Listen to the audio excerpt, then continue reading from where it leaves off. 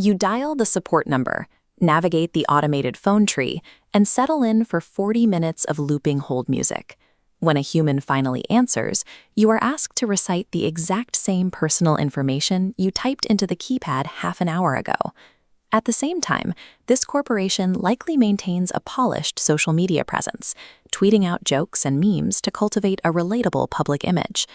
The contrast between that friendly persona and their actual customer support infrastructure is staggering.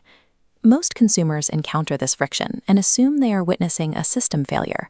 We blame outdated technology, we blame understaffing, or general corporate incompetence. These administrative pipelines operate exactly as designed.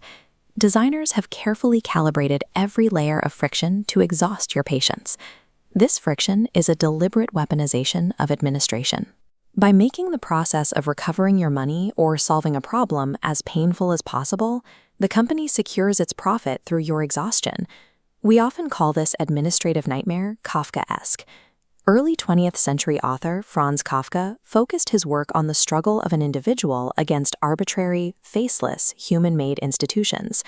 Kafka's protagonists are defeated by inescapable man-made rules, systems that supposedly exist to serve the public, yet operate with absolute internal logic that excludes the human element entirely.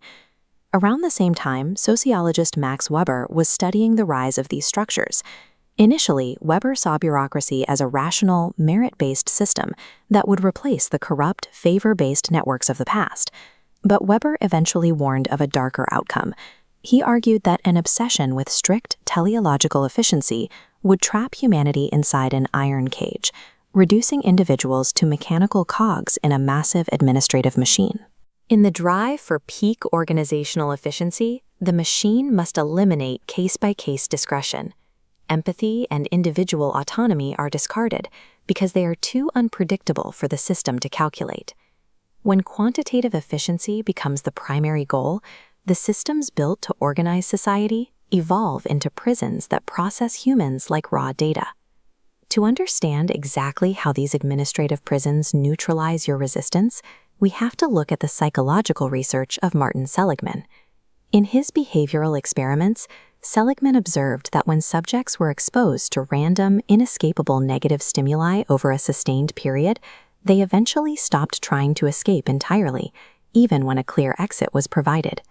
This is learned helplessness. As negative stimuli accumulate, escape attempts plummet. The subject internalizes that they have zero control over their environment and surrenders to the punishment. When we overlay modern customer service metrics, like wait times and transfer loops, onto Seligman's shock intervals, the patterns align. The circular departmental transfers function as inescapable negative shocks. Customers conditioned by this learned helplessness eventually hang up. They abandon legitimate complaints and accept unfair financial charges because the psychological cost of fighting back has become too high. Corporate bureaucracy reaches its peak financial efficiency the moment it successfully breaks the consumer's will to resist. This engineered alienation is outsourced globally to maximize profit. By moving labor to distant call centers, corporations create a massive administrative distance between you and the people who actually have the power to resolve your issue.